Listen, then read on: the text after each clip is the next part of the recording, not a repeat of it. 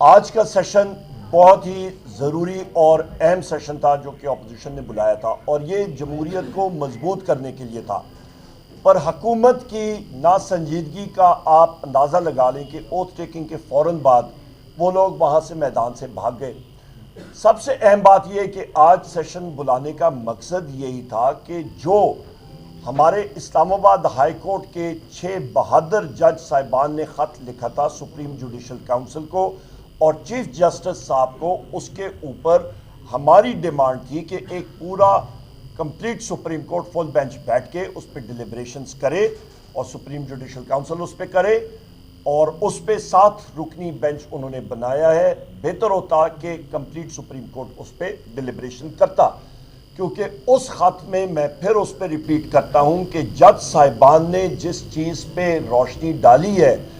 وہ ہے کہ انٹیلیجنس ایجنسیز کی مداخلت جج صاحبان کے ورکنگ میں، ان کے کام میں، لوور جوڈیشری ڈسٹرکٹ اور سیشن جج کے کام میں مداخلت، اور وہ اس لیے کہ قیدی نمبر 804 جناب وزیر اعظم عمران خان صاحب کو سزائیں دی جائیں اور بشرا بی بی کو دی جائیں، شاہ محمود قریشی صاحب کو دی جائیں، چودھری پرویز الہی صاحب کو دی جائیں۔ ملٹری کورٹس میں جو ہمارے تقریباً 106 اسارین جو ہیں وہ آج بھی پابند سلاسل ہیں، اور ہماری یہی ڈیمانڈ ہے کہ وہ سویلین کورٹس پہ ان کا ٹرائل ہونا چاہیے، نہ کہ ملٹری کورٹ میں، وہ سویلینز ہیں۔ اور اس کے ساتھ ساتھ ہماری خواتین جو پابند سلاسل ہیں، ہمارے مرد حضرات پابند سلاسل ہیں، اس چیز کے اوپر جو انٹیلیجنس ایجنسیز تھیں اور ہیں ان کا ڈائریکٹ اس خط میں یہ چیز لکھی گئی ہے کہ ان کی ڈائریکٹ انٹرفیئرنس تھی، جس کو ہم لوگ کنڈیم کرتے ہیں۔ یہ پاکستان کی جمہوریت کے لیے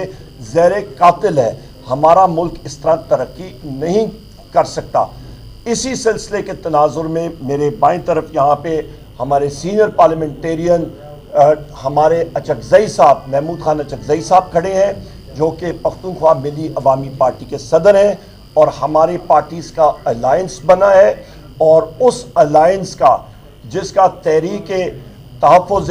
آئین پاکستان کے نام سے بلوچستان میں اس کی بنیاد رکھی گئی، اور الحمدللہ پشین کے مقام پہ اور چمن کے مقام پہ تاریخ ساز وہاں پہ جلسے ہوئے، وہاں پہ پاکستان کے حق میں نعرے لگائے گئے، پاکستان کے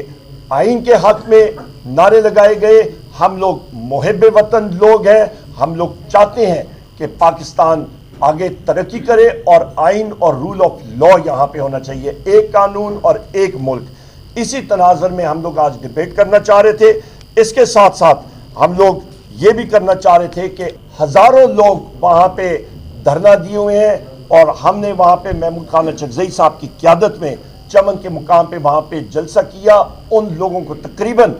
آپ کا 10 سے 20 لاکھ لوگ وہاں پہ متاثر ہوتے ہیں، روزانہ 20,000 لوگ وہاں پہ اس بارڈر کراسنگ سے افغانستان جاتے ہیں۔